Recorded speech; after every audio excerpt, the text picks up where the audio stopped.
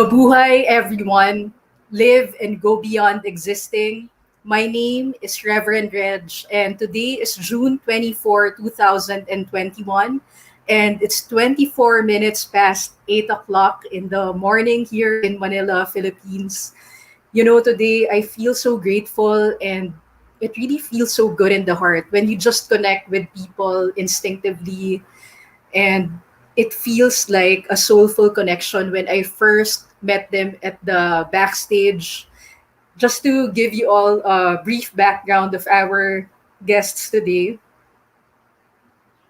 Jennifer and Stephanie are quantum relationship coaches at Enchanted Awakenings, quantum relationship coaching, small business owners at Enchanted Essence, Organic Lotions, and Body Butters, and learning coaches as well.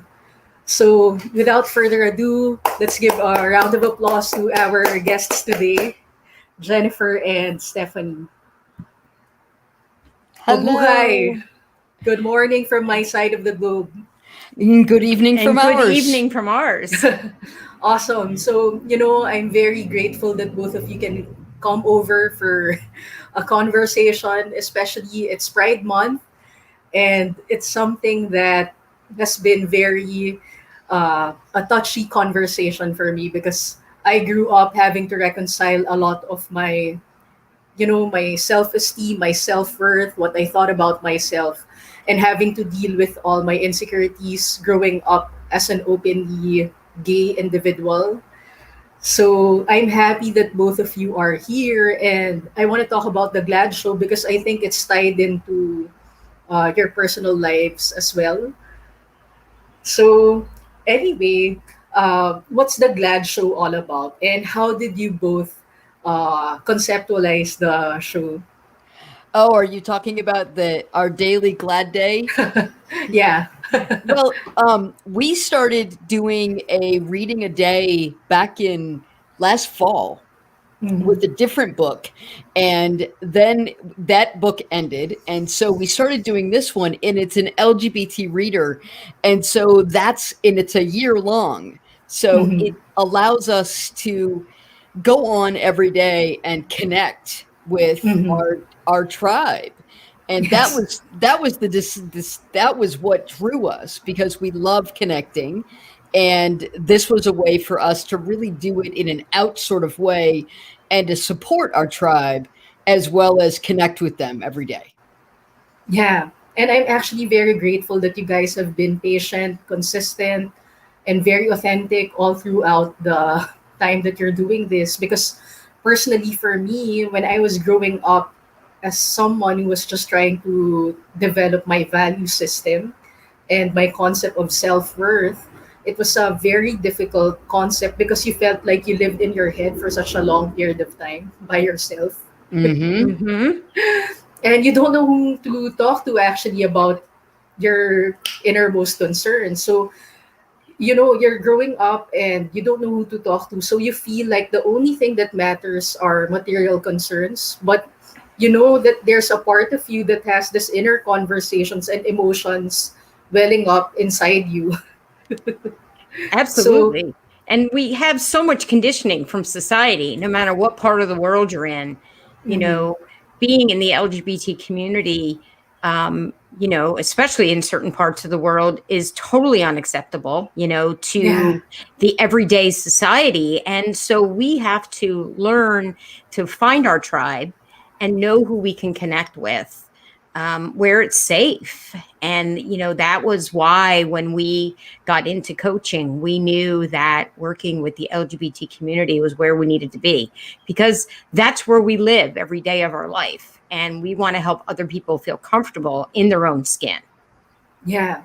And, thank you for sharing that. But I want us to go back in your earlier days growing up. So, what was it like growing up? Because I'm very sure that during your time, if there are still parts of the globe that are conservative, it must have been more conservative during your time. Absolutely. I mean, I grew up on the East Coast of the United States. So, New York, New Jersey area. And I didn't have any role models that were in the LGBT community. I mean, it just, my family didn't hang out with people that were gay. I didn't even know what it Mm-hmm. was. So when I might have had, any kind of feelings that didn't seem what society expected of me, I just kind of stuffed them away, thinking, "Oh, I'm not supposed to feel that way. That's not normal. That's not what's expected of me." So yeah, it was difficult because there wasn't anybody that was a role model for me. Hmm. But you did have those couple of hairdressers, the men. Yes, I did have hairdressers when I was a teenager that were gay men. Mm-hmm. But Mm-hmm. even they were very They were flamboyant. very They were stereotypical, very so a Mm-hmm. little bit stereotypical. Mm-hmm. hard to relate to.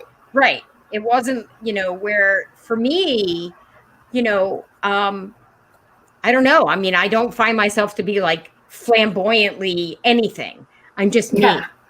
And these guys who were the hairdressers were the typical, very stereotypical feminine men, Yeah. and so that I didn't I didn't realize that I could also be within that population because that was my only role model. Yeah, that And was the only frame of reference that that you was my had. only frame of reference. I didn't know any women that were in the gay Hmm. community. So, I was like, okay, well, they're doing them, and the only thing that was always kind of fun is like when I would be with them, because I was a teenager, they would be like, oh, isn't that guy kind of cute? And I kind of get a kick out of it because I'm like, oh, you like guys? I'm supposed to like guys. I guess we're supposed to have some bonding here. But I didn't really like guys and didn't know why I didn't like guys. So that was Yeah. that way, at least. Yeah. Thank you for sharing that, Jennifer. How about you, Stephanie? Well, I grew up in a very small town in the Midwest of the United States, Mm-hmm. and um, I about 20 miles from the nearest small city, which is actually a fairly conservative city in Northwest Ohio. And I did not have any frame of reference. I did not know what the word lesbian meant until I was in my 20s. Mm-hmm. So Wow. I don't know that I had ever even heard it. And so I knew that I had I had a very intense friendship with one friend, but I did date boys and I thought I liked them, but it was never more than a good friendship. But I had no frame of reference. And to add to that, my family was very conservative, and anything that was an outlier was Mm-hmm. bad. Mm-hmm. So I was a tomboy. I wanted to play baseball instead of softball. Mm-hmm. Completely no. Absolutely not. I was supposed to be a girl. I was supposed to wear dresses. I hated them. I would much rather be running around in the woods in my jeans and t-shirts getting very dirty than wearing some frilly, thing. And that was hard on my parents, especially. I think my grandparents had an easier time because they weren't responsible for me. They just adored me. So I was Yeah. very fortunate that my grandparents adored me. But I was always kind of a thorn in the side of my Mm-hmm. parents. Mm-hmm. And I did a pretty good job of fitting in and sliding around the edges of life Mm-hmm. through most of my growing up. And when I did put it myself in the forefront, it was like with music and being a performer in that way. But I was still not being me. Mm-hmm. Mm-hmm. And I got really depressed as a Of teenager. course. And I've had it throughout my life. Very Mm-hmm. serious depression, dangerously severe depression. So it was very difficult.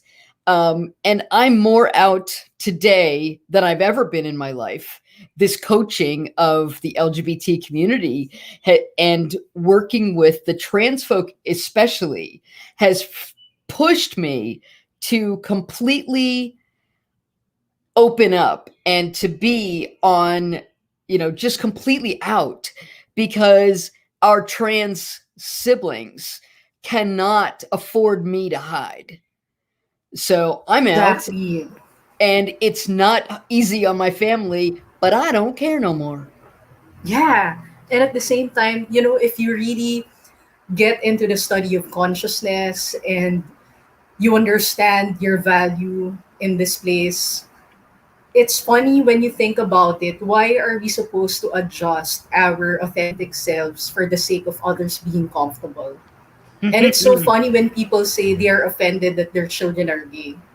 And talking about the dresses, it's also one of the things that was a concern for my family because they feel that they spent expensive dresses on me as a little girl. And I was forced to good to wear them. But in truth, it wasn't really something I was comfortable wearing. In fact, in my first course, in my college degree, I missed the march, the graduation, because they were insisting that I wear a gown for for it. And then I felt that I had some feeling of conviction for my paperwork because part of the requirement in my college degree was for you to come up with a feasibility study of your school system. And naturally, because I was openly gay, it was very important to me to come up with a school system that was LGBTQ friendly. Sure. And so I just felt that marching and then reconciling that with that particular paper didn't really go well together. But Right. of You couldn't. course, I mean, I couldn't put them in alignment. And Mhm. then at the same time, there was also that part of me that was concerned about the money because I was thinking, imagine you're going to march for this and then you're going to spend money on this. And then you don't even like to march to represent yourself that way for the 4 years that you've worked on your degree. So I brought that money topic up because a lot of LGBTQ people around the world are paid less than their straight counterparts because of self-worth issues. I'm not Mhm. saying that society is doing it to them. It's just that, for a lot of LGBTQ people, there's the psychology behind it that says, you know what, because I'm gay, I should be grateful that this is what I'm getting. And I There's don't a want to. feeling, I yeah, don't go want to ahead, please. stand out because if I stand out too much, they're going to take notice of me for who I am and they're going to fire me for who I am. So I want to Yes, hide. exactly. And it's such an important thing to discuss because even the American soccer player, I'm not familiar with her name. She was the one who was Abby? actually, yeah. And she was saying that, we keep talking about equality and how we want to raise wages for everyone, but the way we pay our female athletes compared to male athletes, it's a very, very huge difference. But honestly, because we're also working on consciousness, we know that it's not society that's actually doing it because we know that it's intertwined. So, what we want to do as people who work with the LGBTQ community is to raise our self worth Mhm. and have that confidence to believe that the value that we put into the marketplace is really worth paying for, especially if you're bringing value that is of high quality. Because one of the things that I realized growing up, especially Jennifer and Stephanie, I've done so many interviews of the LGBTQ community. We always felt that we had to go the extra mile so that people will overlook our sexuality and just focus on Yes. the quality. Please talk about it because I see that as a recurring theme in all my interviews. It has really played a major role in the psychology of every LGBTQ. It definitely does because the thing is that if we look at the heteronormative world, they are not judged on what goes on behind closed doors in their bedroom. Mhm, They're not. yes. Yet folks in the LGBTQ community are automatically looked at as, what do you mean you do that? And Yeah. that's not the only thing that we have to offer this world. Why does it matter who I love? Isn't Yeah. what matters what I have to offer this world and the people that are in it? And as I said, in the hetero world, that is not the way people are judged. Yet in Mhm. our community, that's the first thing people think of. Exactly. And And it's wrong. yeah, We're and still humans.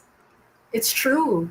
In fact, I used to work for the corporate world before I decided to go about my own metaphysical practice. And 11 years ago, I was still going out with my ex-girlfriend, and he worked for the same office. And one of the things that they required me to do was to wear a more feminine corporate get up. And my girlfriend at that time, she was saying, "Can you not see that Reg is not gonna wear anything like that or anything close to it?" And part of the promotion that was gonna happen was for you to actually go through that training, which would require you to act more feminine like. So even that small thing is actually a representation of one's identity. And for other people, they think that, you shouldn't get offended with things like that, because the more serious you are about things like that, then all the more you just attract that feeling not being accepted. What's your comment about it? It's when people expect us to not be offended by that stuff, I find that to be offensive. I've had many conversations about that. And it is absolutely, if I'm supposed to go into my work and be a certain way, look a certain way, act a certain way, dress a certain way, in order to be looked at as promotable, you Mm-hmm. don't want me. You want an Mm-hmm. automaton who Mm-hmm. can do your bidding. Well, that's not who I am. I am me and I dress the way I dress. And if, I'm a little bit fortunate because I work in the social work world. Mm-hmm. That's my day job. And I can be a little bit more eclectic and I work for a good company, but there's still like, I'm not supposed to have a tattoo showing and you can't see Mm-hmm. it, but Mm-hmm. I've got a tattoo there. And I'm like, fire me, make my day. I don't care. You don't define me. But I feel like our cultures want us to be these little automatons so that they can make money and continue to exist. Mm-hmm. And they want us to fit into a box because that's the easiest way that they can control us. Mm-hmm. And if we continue to drink their Kool Aid, so to Mm-hmm. speak, we're going to continue to not be our authentic selves and be miserable and have crappy self worth. Yes. So if we want to have good self-worth, we got to start somewhere and rebel against what their norms are Mm-hmm. and be Mm-hmm. brave about it and find our tribe so that we can get the goods from our tribe Mm-hmm. and start to believe that there's more to us than being their drones Mm-hmm. and start to believe it ourselves and start to act as if we're not a drone and come out Yeah. authentically, not just as LGBT, but as a divine child of source. Yes.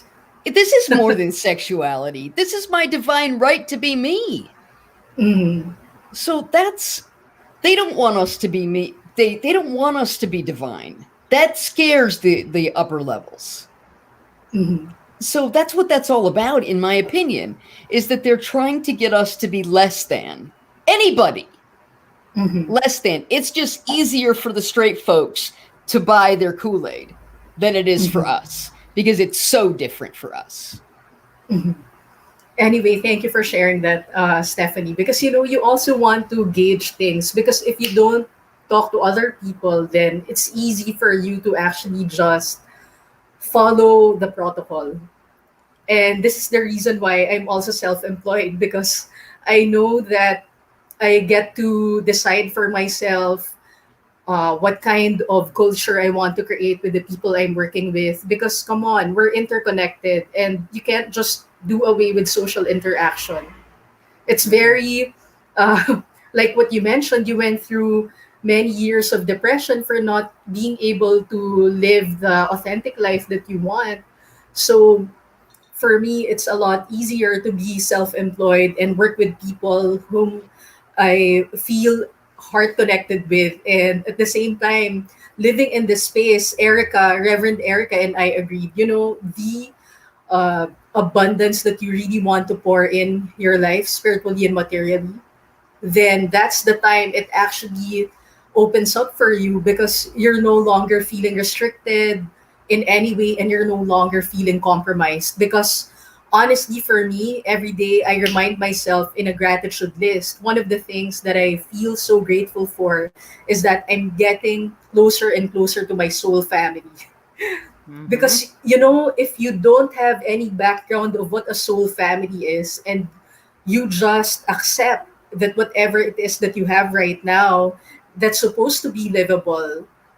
And unfortunately, I have done a lot of research. Most LGBTQ people are victims of gaslighting because of having to follow a strict dogma in their religion, especially fundamentalist pastors, or whatever it is their religious group is actually teaching them. So unfortunately, most people don't have an understanding of what metacognition is. That, whatever it is that has been passed on to you, why are you thinking that way, why are you feeling that way?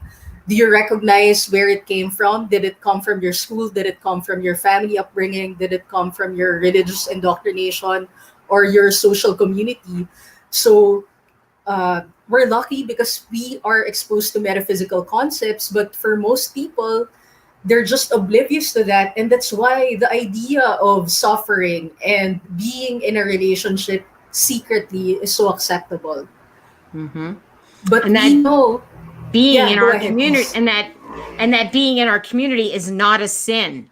I mean, these Yeah, people are brought up to believe that they're a sin, that they're an abomination, and we know differently. And that's, the gift that we have to give the world by talking to people and saying, hey, wait a minute, there are choices out there. There are different ways in which we can look at things, and that is what this metaphysical belief and teaching has opened up for all of us. yes. Amazing, Jennifer and Stephanie. I love your answers, because my heart is just opening up that I have two people this morning whom I can relate to. This is the kind of conversation that you wanted for such a long time, and you never had it with anyone. You kind of feel that way every time you see someone from the LGBTQ community. And especially, I can say it's not enough that you're just talking to someone from the LGBTQ community, because it's a much different perspective when you're talking to someone with an LGBTQ metaphysical Yes. perspective. Absolutely. Yes. And, I think that there are not that many of us that are openly metaphysical. I think it's Yeah. growing. It's growing. So I'm very grateful for that.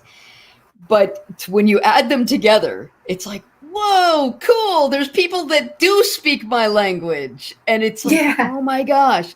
I mean, we found metaphysics like 6 to 7 years ago.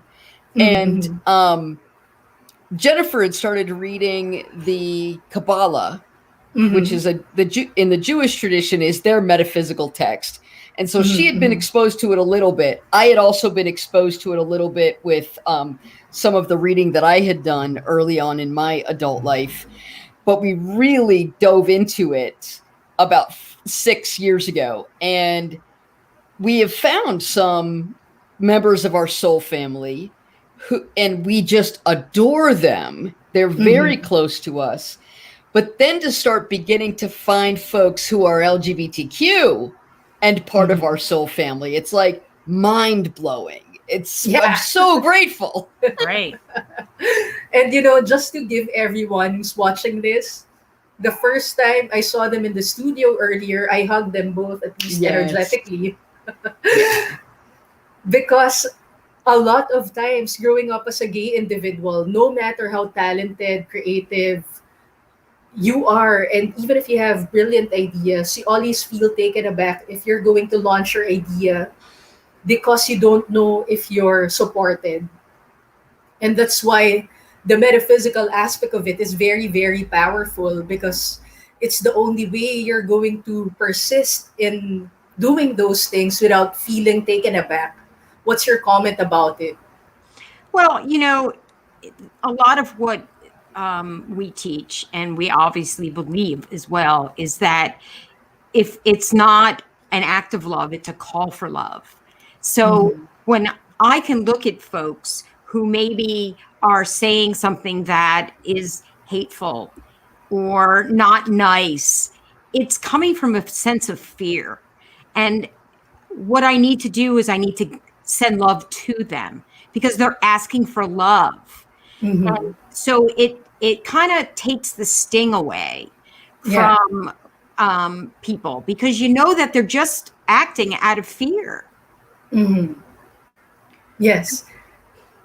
Have you ever experienced anyone who was initially homophobic and then turned around with the way Oh, they treat both of you? I had a great experience with this. I was still working in the corporate world, and again, I don't wear a sign on my chest that says I'm a lesbian. So sorry, folks who are out there that believe that that's the only thing that matters in my life. It is not. It's my human experience that I portray, and that's only part of it. So I was in the corporate world, and my hair was much longer at one point. I She kind looks of, so conservative, yeah, very guys. conservative, and I do wear dresses, but that's just because that's my style, and Mhm. that's what I choose to do. It's not because society tells me I need to. It's just that is my style. So I was very easily hidden in plain sight.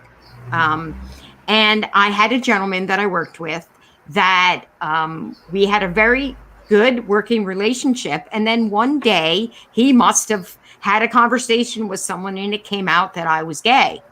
And I had no idea that he didn't know her because again, it wasn't like we had this conversation at the water cooler all the time. We were just humans.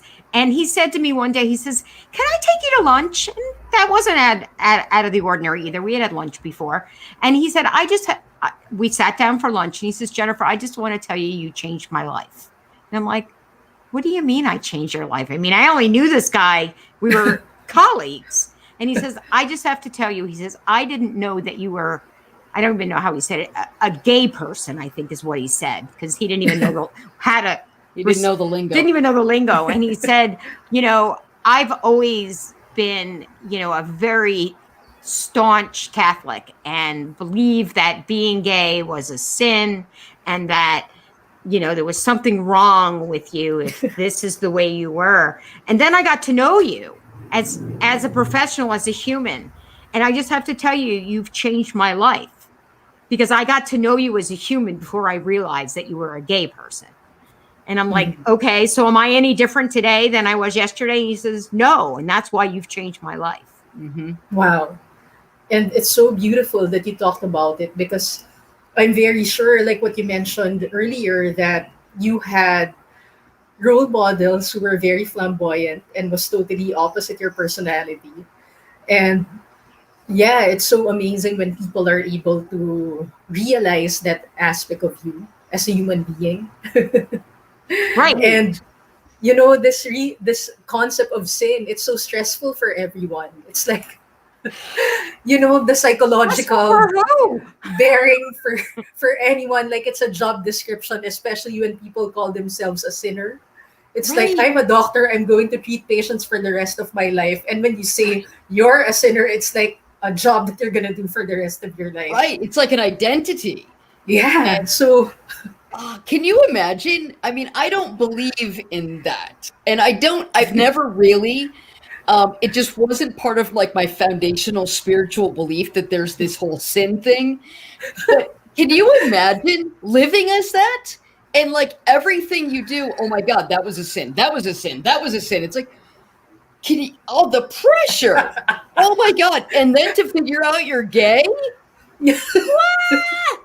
It's just too much. And so I'm grateful that I don't believe in that. But boy, some people do. And then they're prejudging everybody. And they're the ones that are looking at us and only seeing us naked in the bedroom. And it's like, Come on, is that what you're thinking about? What kind of pervert are you?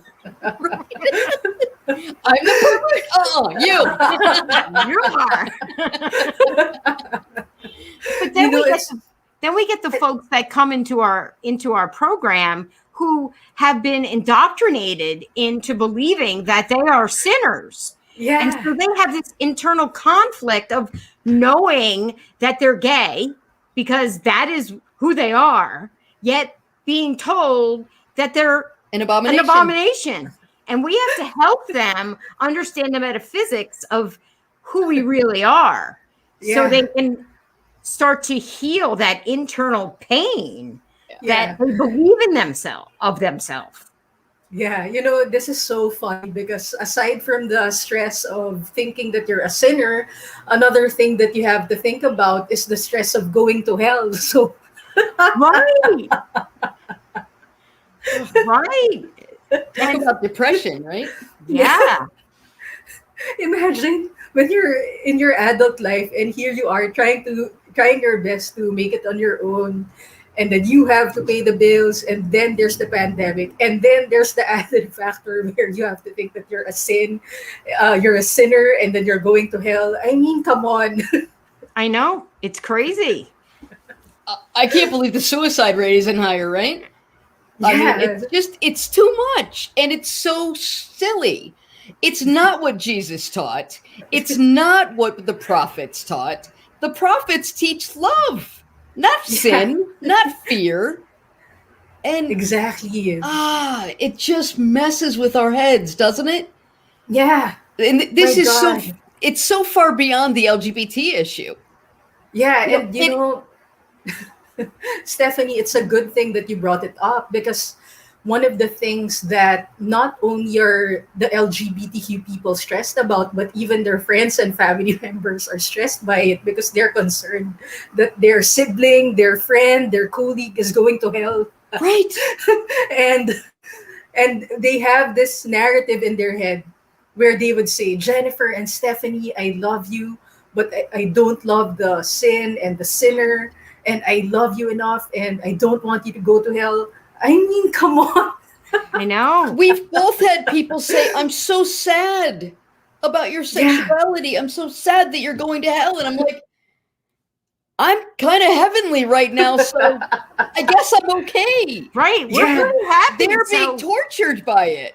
yeah. And the crazy thing is there's a follow up to it. Now that you're not affected by that kind of narrative, they call you the devil. Right. right. I'm so confused. I know. People confuse me sometimes. It's like, come on, people. The We're three of supposed us to are be even about laughing love. about this. So, to them, it's really like the work of Satan. And I mean, you can just understand why people are feeling so limited and they live on the vibration of guilt and shame. Well, Because yeah. imagine having to carry that narrative with you for decades. And in fact, not only because that was part of my religious upbringing, Stephanie. I'm Mhm. glad you never had it because it was so difficult to reverse. Every Right. now and then, when we do inner work, I would find out that the cause of that particular block is still coming from Mhm. that religious indoctrination. Right. So, right now, I'm just very grateful that I had the courage to actually do this show because this is the kind of thing that I would have wanted to hear growing up. If I did not hear this kind of thing, I would have been one of those people who was slashing their wrists because a Yes, lot of LGBTQ children are doing that because absolutely. they feel that they're not worthy, God doesn't love them, and they feel separated from God, which is totally contrary in the teachings of metaphysics and its interfaith understanding of God. Right. Right. So, But it's uh, what they're being taught. It's yeah, what they're hearing from their parents, their teachers, society. It's so confusing. yeah. And I'm so grateful that the two of you have this shared perspective because, in fact, one of my guests here 2 weeks ago, her name is Reverend Erica, and Unfortunately, she had to go through that gay conversion therapy. And I'm so happy that she was able to liberate herself because she was so tuned in her heart. And she wrote the book, Gay the Prey. Yes. Oh, So, yes. I have. uh, We're friends on mhm. Facebook. I've been wanting to. I owned her book. Yeah. Yeah, and it's so beautiful. I really want to help her out, especially another friend of ours, Paul Willis, of course, the two of you, because one of the things that I feel that we're supposed to do, I feel that mission is to, just be consistent with what we're doing. I had a guest couple last Sunday and they told me how grateful they are that I'm doing the show because the awareness field of it is just so important to expand. Especially one of them said that I was in my adult life already before I came out. I dated men. And she said it was only in the Philippines that I had my first intimate sexual relationship with another girl. And my partner was the one who encouraged me to come out to my family. And the first person I mentioned that to was my mom. And the mom said, I always knew you were gay. Wow. And imagine the family, the mom specifically was very loving and accepting of her, but it was her who couldn't reconcile her alignment with source within Right. because from the very beginning, her spiritual or religious conditioning rather taught her that God is separate from you. And that's another thing that I think why we have to be consistent about it because we need to remind people that God is within you. Yes. You are Yes. made in the image and likeness of God and you're Mm-hmm. not a sinner. I mean, Mm-hmm. come on. Sometimes we don't always get it 100% right, but that doesn't mean you're a sinner and it's just being called that is like a job description to me. Right. Well, and it seems to infer that there's darkness on your soul. And that cannot be. Your soul is pure divine energy. So whether you act poorly or not has nothing to do with your soul. This is the physical Mhm. realm. And we are living the best way we can here in this physical realm so we can learn and grow. But it does not ever mar our soul. But that's what that infers. And so it does bring us to that shame and guilt space, doesn't it? Yes, and that's why a lot of LGBTQ community people in the LGBTQ community feel guilty when they reach a certain level of success, fame, and wealth. They sabotage their success, fame, and wealth along the way because they're not in that psychological space where they can comfortably and just be in that emotional space where they can handle it well Right. because you don't feel you deserve it. And this is one of the things that's why I keep doing the show and inviting a lot of LGBTQ people because people think that as long as my family accepts me, they're not talking about it or they're not making me feel that we have a nourishing conversation, that's fine already. But I'm very sure that there's more to having a family than just being in the safe space of saying we're not having financial problems because a lot of the LGBTQ people are having a hard time in their adult life. It's not because they're not worthy, but because they just didn't realize that there are certain facets that you have to nourish because Right. otherwise if you don't take care of uh, your mind, your psychology, the way your emotions work, then you don't know how to make that pattern for your greater success, for your Right. greater wealth to flow into Mm-hmm. your life. Please talk more about it, especially you have been a couple for quite some time now. It's not easy to do it. So I know it takes a lot of healthy emotional energy individually before you come into partnership that thrives and be able to share your relationship to the world in such a way that it will inspire others. So you want to go first, Jennifer? Sure. We both have a very strong spiritual practice, should I say. We do a lot of spiritual reading every morning together, and then we do our own spiritual stuff individually. So we're constantly nourishing that spiritual aspect of who we are and who we're meant to be in this world.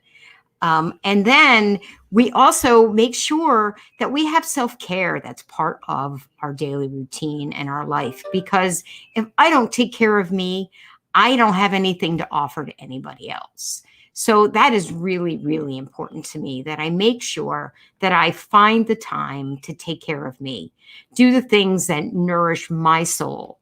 And, yes, we have been together for quite some time, but we did break up for a while because we didn't nourish that aspect of who we were.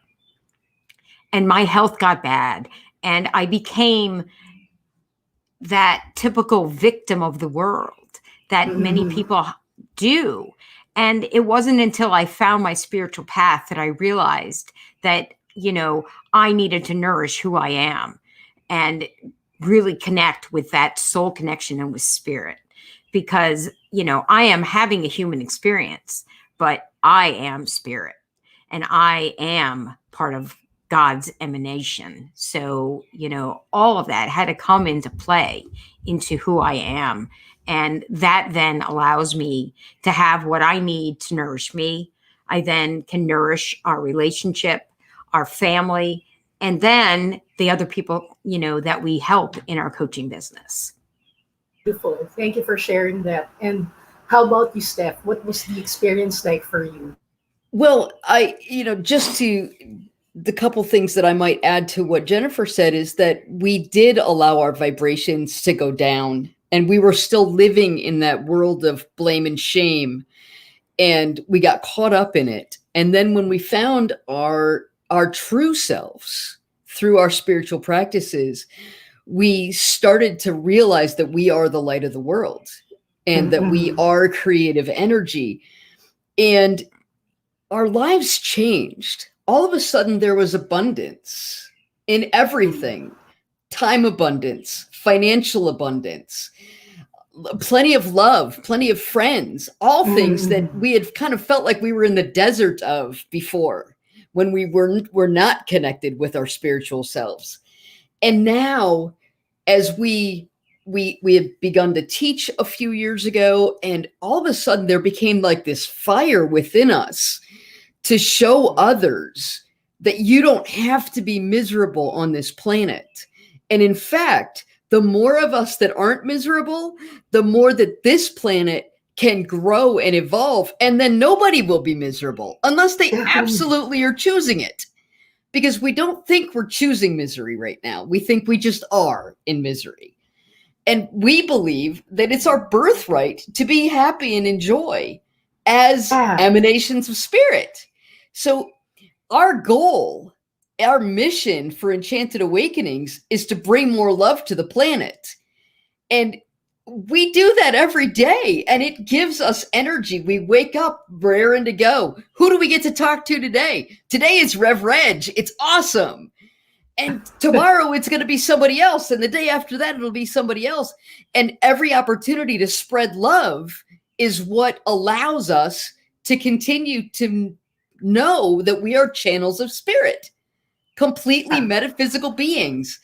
And so our relationship is the basis for that. We have a holy relationship, and we talk about relationship coaching completely differently than most anybody else on the planet. Everybody Of else is course. talking about, you did this and made me feel this, and they have the back and forth conversation things. And it's like, no, I want you to believe that you are a divine child of God, and I want you to look at your beloved as a divine child of God. And when we can do that, we can conquer the world, Yeah. and we can totally love each other. And that's what we teach. Be a divine child of God. And once that is there, everything else gets easy. It's so important. And by the way, Dr. Ro Guzman is watching from the Philippines. Hello. So Welcome. it's something that I want both of you to also feel that that immense gratitude, someone from the other side of the globe, for me and the rest of my viewers who will watch this today, because it's still so early for us. It's 9 a.m. here in Manila, and9 here, p.m. And here. it's 9 p.m. here.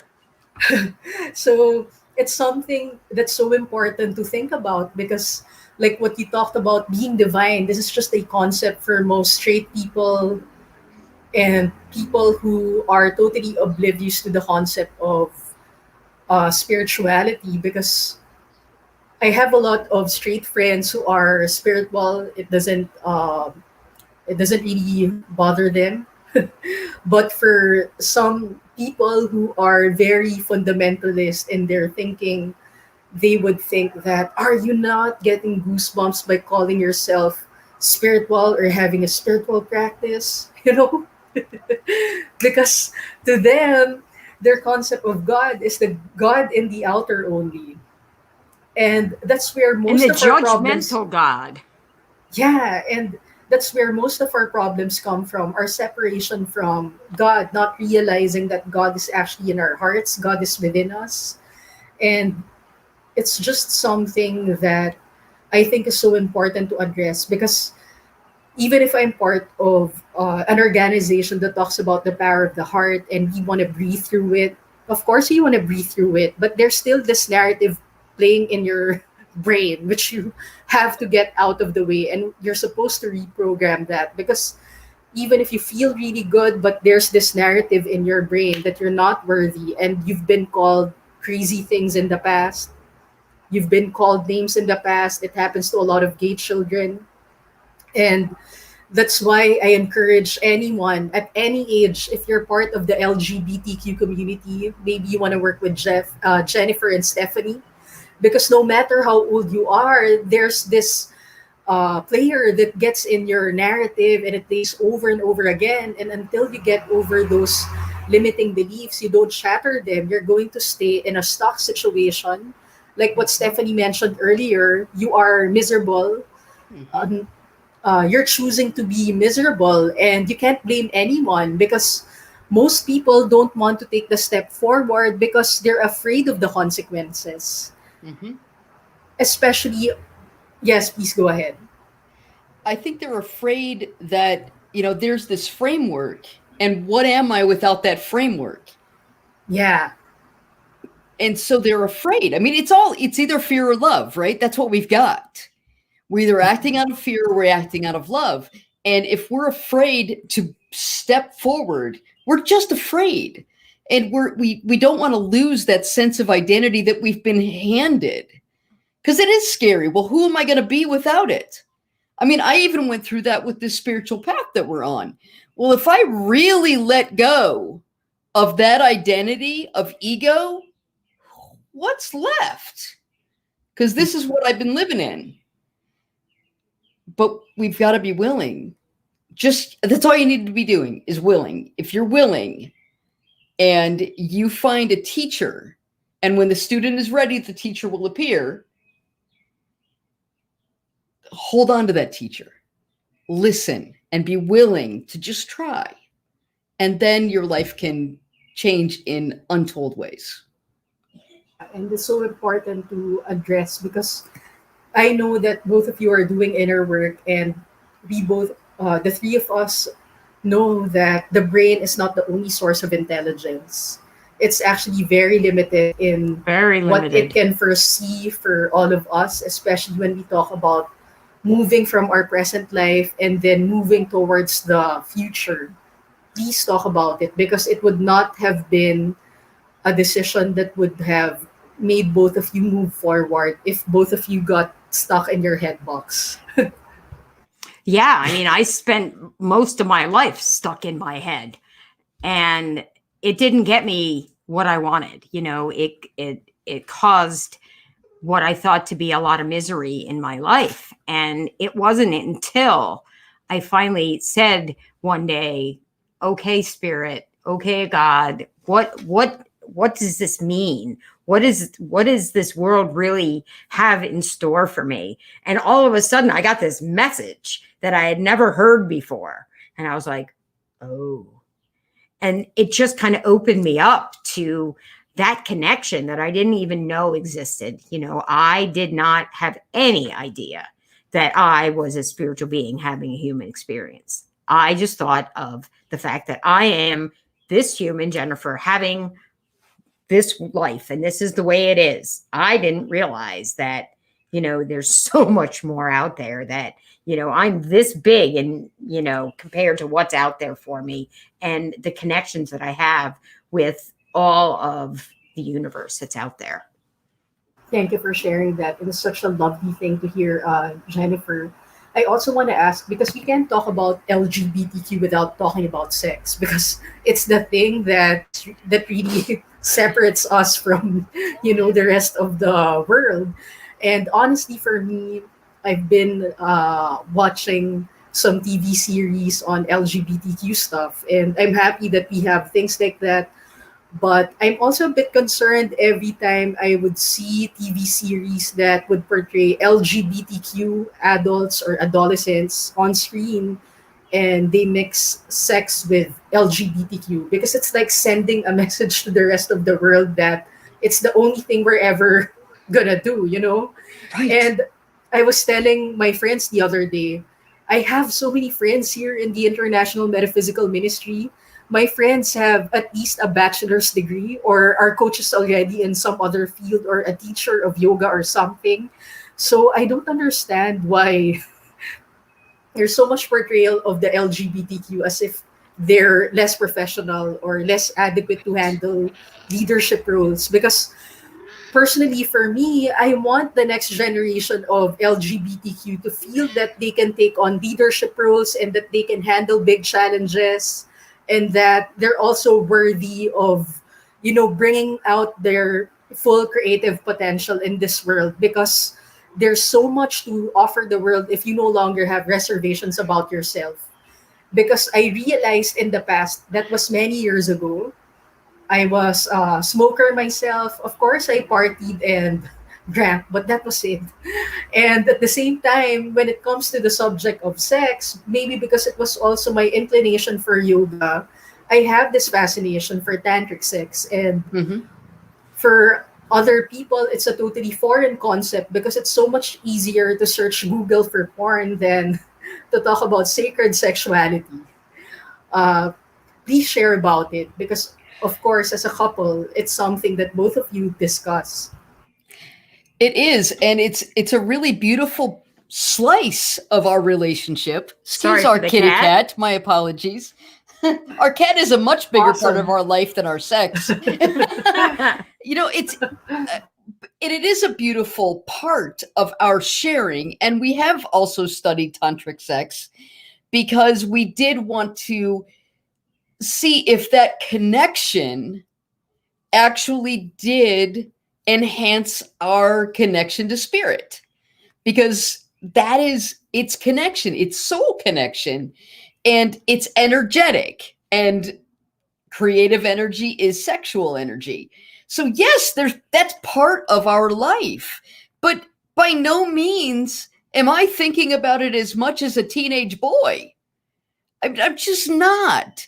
It's a part of who I am, just like every other human on the planet. We all have a sexual identity. And sometimes we're having sex and sometimes we're not. And it it is wonderful that, I mean, in the first chapter of our relationship, we really didn't talk about sex. We didn't do a lot of sex because we weren't really getting along for 5 years. But now we talk about everything, and that's a pretty healthy part of our life, but it's still not something we talk about 24 hours a day. We're much more invested in our business. It's And just, our spiritual connection. oh my gosh, our spiritual connection. I mean, that's where it is. And sometimes our sexuality can be part of our spiritual connection and enhance it. Mm-hmm. But teaching, having this conversation with you, is just as much as part of our spiritual connection. Yes. And Mm-hmm. if not even more so. you know, as coaches, people are often talking about lesbian bed death, and I talk with straight couples who are it's like they have this block about sexuality. I'm like, well, when's the last time you told her you loved her? Mhm. Oh no. Oh no. I said it, when I was hanging up the phone last week. Love you. It's like, that does not create intimacy. So what I always want to talk about is intimacy. And intimacy does not equal sex. Sex is an act that can be the outpicturing of intimacy, but that's what it is. And so Mhm. we're not thinking about sex all the time unless we're like, okay, when I first came out, yes, I was thinking about Mhm. sex a lot, but then it was done. But were you? I mean, when you first came out, Of course, when because it you was first, like, of course, it was like, oh, this is what I was missing. So, yes, you do think about that when all of a sudden you realize, like, oh, that's what it can be like. it's like a second adolescence. It's fun, but then it's over and you get back to real life.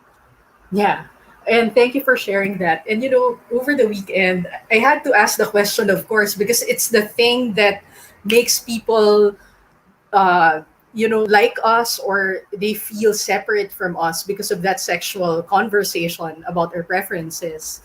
And I had to ask my guest, because she had boyfriends and she had uh, sexual relationships with her boyfriends before she realized that she can come out as an openly gay woman. And of course, when it comes to sexual satisfaction, it's something that uh, I had to ask, because I came from a spiritual community where the topic on sex was really talked about, because I come from a very religious, uptight country. Mm-hmm. We have to loosen up here. And in my country, it's very weird, because not everybody is as comfortable as me articulating this topic, and not everybody's able to talk about it. So anyway, we talked about it, and then she said, honestly, when I was intimate with my boyfriends, I had more satisfaction when I was working on myself than being intimate with someone, the Mm-hmm. opposite sex. And then she shared, and then I get to my wife now, where there's just this beautiful sexual connection between them, and I love her smell. And I always keep a neutral mind about this topic, because I don't want to be the egoistic person that, because I'm gay, that I would say to someone that we're better off in bed. It's an ego thing when people say that, whether you're straight or gay. Right. So I always wait for someone to gauge for themselves. And that's why in my Kundalini yoga practice, we always talk about going to that neutral mind. You're not Yes. forcing it, and just allowing for the information to flow, because you want the truth to Right. come out of it. Mm-hmm. And it's such an important topic to discuss, because one of the things that, I'm not sure for the two of you, but it really helped me a lot when I was doing a regular Kundalini yoga practice, to manifest a lot of the things that I wanted career wise. And it's because of that psychic energy created during your yoga practice that makes you more magnetic to the good that you wish to demonstrate. Yes. And this is the energy aspect of that sexual energy, which is just as strong as the spiritual energy created out of that daily reflections on your reading. Mm-hmm. That Yeah. particular, I'm not sure how many spiritual practices you have, but please feel free to share what you think is the most life changing ones that maybe we haven't heard of and we can practice ourselves. Um, Hmm. I don't think there's anything unusual that we do. We read A Course in Miracles daily. We're currently reading A Course of Love. And our main text, the text that changed our lives, is called The Way of Mastery.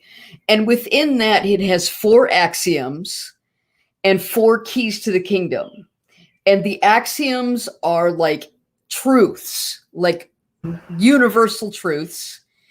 And the keys are the steps to take to reach awakening. These are the Mhm. things that you have to do. And so, and the keys are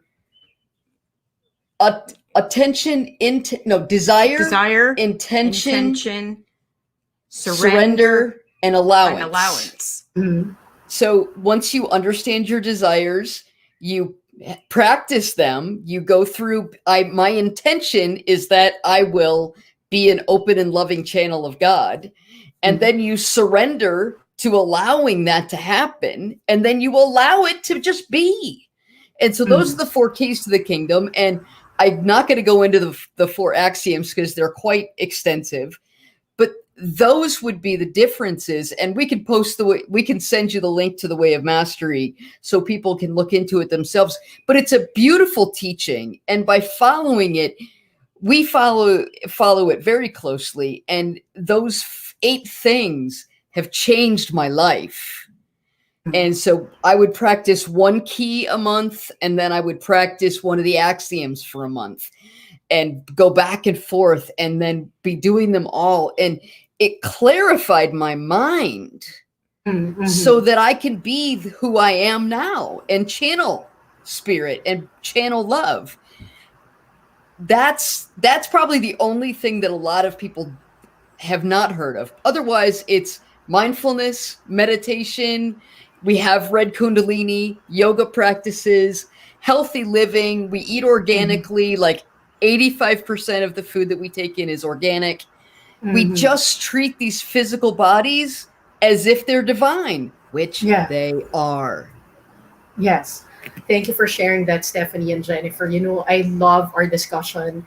And one of the things that I'm not sure for both of you, but one of the things that really helped me a lot, aside from all the things that you mentioned, was that realizing my oneness with Source also meant an act of service, which I see in both of you.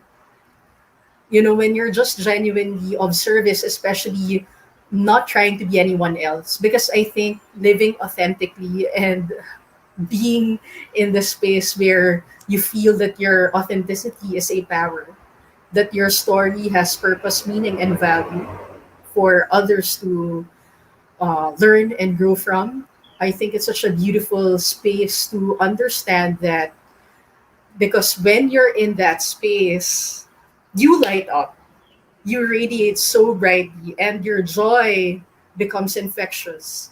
It And does. it becomes your normal, and other people pick on your joy. And that's why I have both of you here, because I can just feel your joy every day that you guys are on StreamYard. So please share more about it, because I know that for the two of you to be able to do your StreamYard every day, that takes a lot of energy, because I did that last year before I did this type of format of perspective.